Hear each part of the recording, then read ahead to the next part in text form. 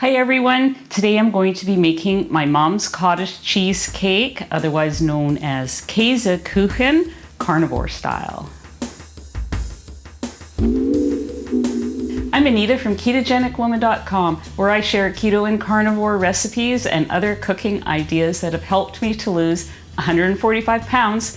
If you're new here, welcome. I hope you check out some of my other videos. And for those of you who are returning, welcome back. I hope you liked today's video. Today we're going to try to recreate something that I tried to recreate on YouTube 2 years ago. Back in July of 2021, I made a video. It was an attempt at my mom's cheesecake, what we always called it mom's Kasekuchen, as my mother would call it, Kasekuchen. I think my dad always called it cake. So the version that I made 2 years ago was for protein sparing modified fast. And I'm going to link that below just for, fun and laughter. Or if anyone here is doing protein sparing modified fast, you may want to check it out. I used an egg white crust, like the egg white bread. I made a crust. And because it was protein sparing, I used egg whites and low-fat yogurt. So today that's all going out the window. I had completely forgotten about that recipe until Judy in my Facebook group, she posted a cottage cheesecake recipe that had berries and things in it. And that's what reminded me. And I thought, you know what? I'm going to go back to the basic recipe. Now, this is my mom's recipe. It's in this cookbook, which you can't buy. You have to be related to get this. It's from my grandmother's collection of recipes. And in here, it's also called Mom's Kasekuchen.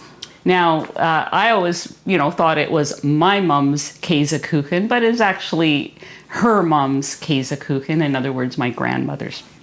So they too had a crust, and I have decided to just completely dispense with any attempt at making the crust.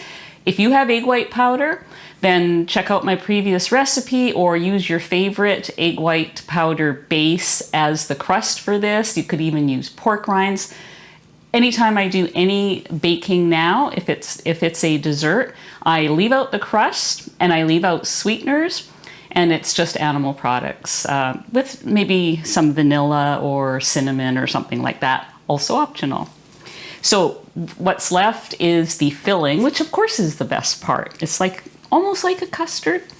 So the key ingredient that my mom always used is dry cottage cheese. And it's also called pressed cottage cheese in some areas. So I got this at Costco. It was a 2-pack, and there's really only 3 ingredients in dry cottage cheese or pressed cottage cheese. Here in Canada, there's 10 ingredients in cottage cheese and, gums and fillers and all kinds of things. The list here is skim milk, bacterial culture, microbial enzyme. That is it. A 1/4 cup has 11 grams of protein.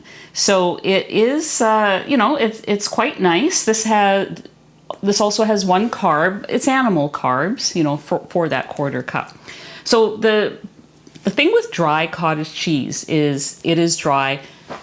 If you can hear that rattling, that's curds. There's no liquid in here. So if you cannot get dry or pressed cottage cheese, you can simply use regular cottage cheese and put it in cheesecloth, or you can put it in something like this and let all the liquid, I don't know how long it'll take, but you want it to be completely dry. Just let all the liquid drain out into a bowl. So that's why if you can see the dry cottage cheese at the store, this is what I would pick. So I'm going to use this one because I've wanted to try this recipe. This is taking up room in my freezer.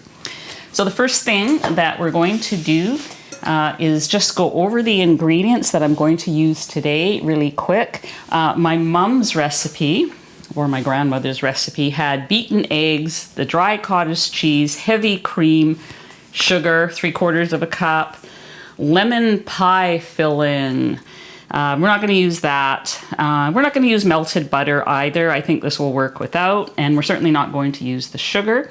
If you're keto or ketovore and you want to use a little bit of, stevia or allulose or something like that, I'm not going to judge you. That's entirely up to you. I'm going to see what this is like without any.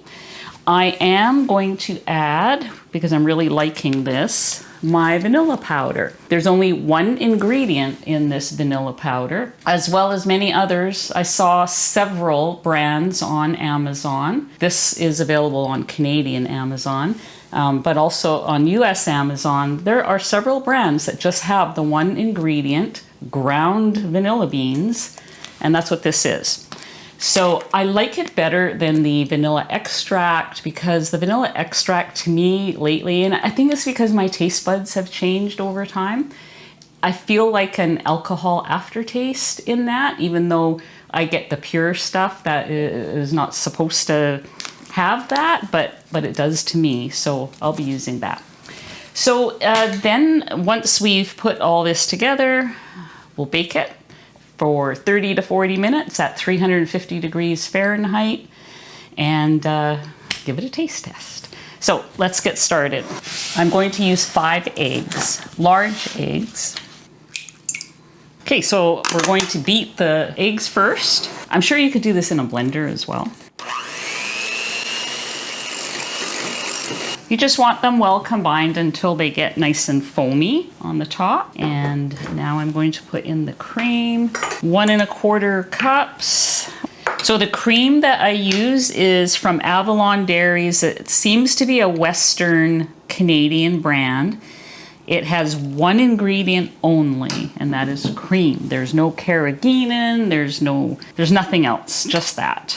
Very, very thick and delicious, and it has a natural sweetness to it, so I'm quite happy with using it. Unfortunately, for those of you who don't do dairy, this recipe, I don't know, I know I'll get asked, but I really don't know how to substitute the cottage cheese, or because that's dairy as well. Okay, so then you whip this up. I just do it till it's well combined. I'm going to add my vanilla now.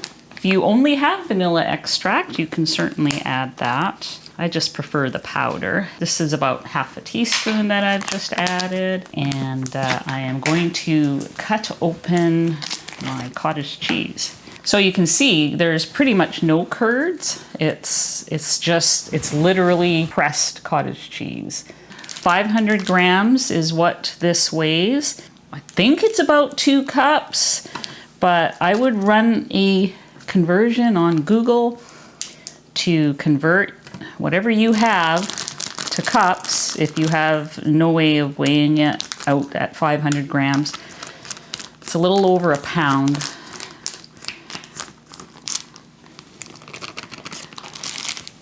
Okay.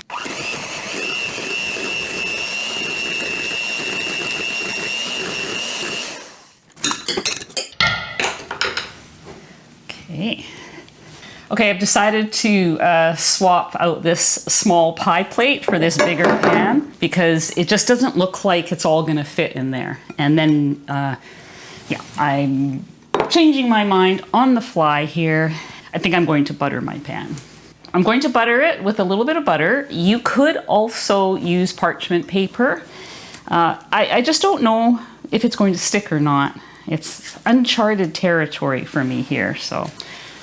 That is how I roll on this channel. I try things and they just don't always work. And sometimes they work beautifully. So I appreciate you guys watching me in my experiments. And if you have some kind of spray that you like to use, that's fine. You could do tallow or coconut oil in here. I always like butter.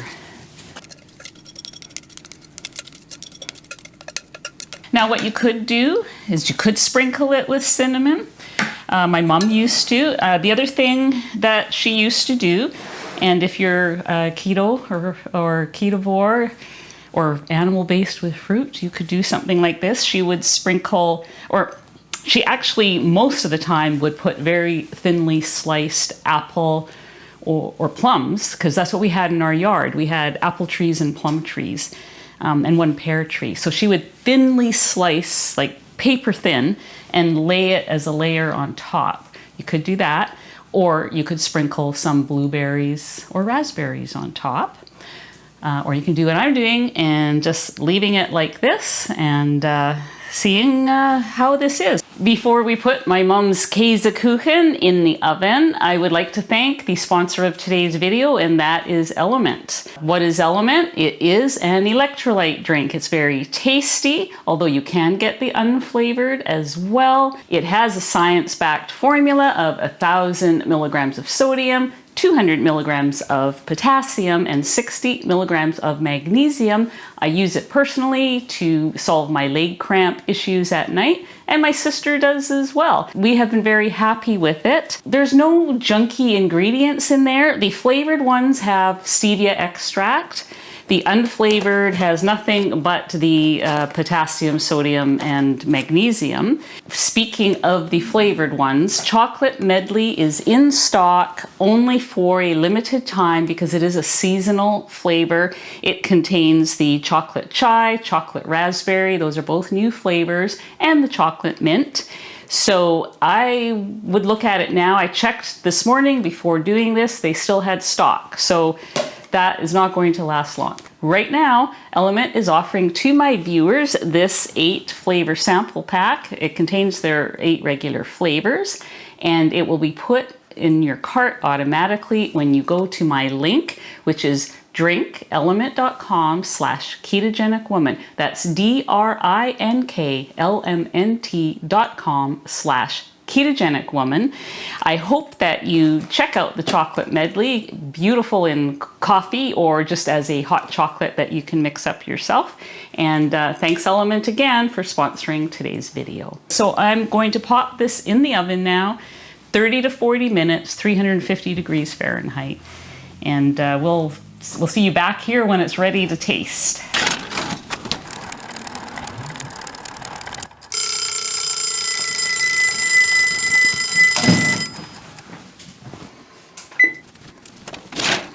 Okay. Oh, wait a minute. I should poke it with the stick. Perfect. We just need to let this cool down a bit, and then we'll cut it and taste it. Okay, I am ready to cut this and try it. It's not completely cooled down. It's a little bit warm still, but that might be good. So I'm going to put it on a plate as though I'm serving it to company for Christmas, because we're just days away from Christmas right now. So what I've done is I have this plate. I've put a few cranberries on there. Now cranberries are quite tart, but it's all I had that was a nice red color. I would suggest a few blueberries or raspberries for color contrast. However, if you're serving known carnivores, just feel free to leave that out. And I've got some unsweetened whipped cream here. A little bit of cinnamon, again, optional. I'm just going for pretty looks right now. So I have figured out the macros for 12 servings. So I'm going to attempt to see if I can cut this into 12 evenly so we can see what that is like. And of course you can do it whatever way you like. So we've got 6. So just before I cut it, I want to mention that in my oven, it did take the full 40 minutes, and you can tell it's done when a toothpick comes out clean, and these, you know, it's getting a nice browning on top. Let me see if I can scoop this out. Now, maybe it could have used another 5 minutes, but it looks pretty good. Now, I haven't put it in the, normally I would put this in the fridge, and that would cause it to set a little bit more. I haven't done that. And I think when I do, it is going to make quite a difference as well. Let's get our dollop of heavy cream here, and a little bit of cinnamon. And doesn't that look pretty? Let's see what it tastes like. I'm going to try it without the cream first, just so I can get the flavor of the actual cheesecake. Now, I like it perfectly fine without sweetener. It has a mild sweetness from the cream. But again, it's warm, and I would advise letting it set in the fridge. But let me try it with the cream now, the extra cream. Like I said before, this is not for people who are dairy-free. It's very nice, and I would enjoy this very much. I think other people would too. If you did have people in your family that are keto, or you know they're not going to try it unless it's sweet, you could sprinkle a little sprinkle of monk fruit, like granulated monk fruit on top after you bake it, or like reserve some for yourself, that kind of thing. But yeah, I think it would make a nice addition to Christmas dinner. And that's what I'll do is I will put away these leftovers. I'm going to freeze them and pull this out for Christmas Eve. Hope you give it a try, and we'll see you guys on the next video whenever that is. Merry Christmas.